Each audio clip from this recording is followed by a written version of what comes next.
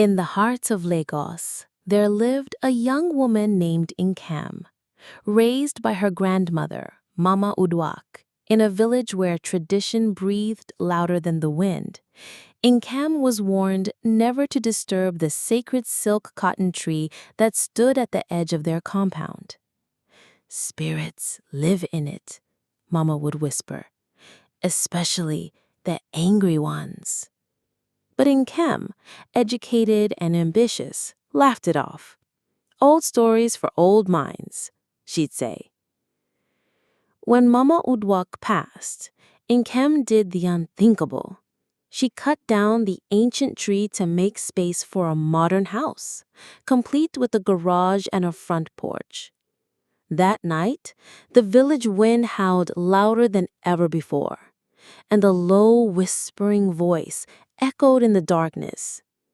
"You have cut what cannot be cut." Within a month, Nkam left Nigeria for the UK to pursue a new life.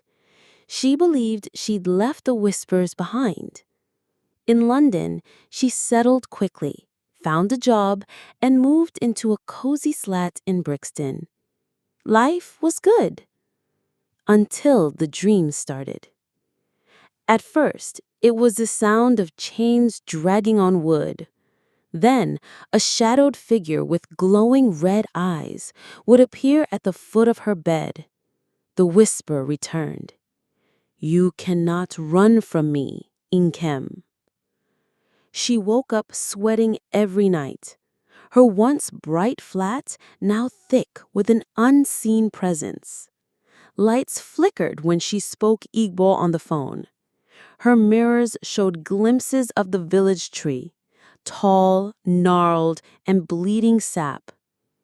She tried everything, candles, sage, even therapy. But the spirit grew bolder. Plates would crash. Walls would bleed palm wine. Her neighbors complained of drumming at odd hours, rhythms only heard in old masquerade festivals. Desperate, Nkam sought out an elderly Nigerian priestess in Peckham. The woman listened silently and then nodded. "You chopped down an ancestral tree. You didn't just offend a spirit, you awakened a guardian." "How do I stop it?" Nkam cried. The priestess gave her a kola nut and said, "Go back. Apologize where the roots still remember." Fearing for her life, Nkam flew back to Nigeria.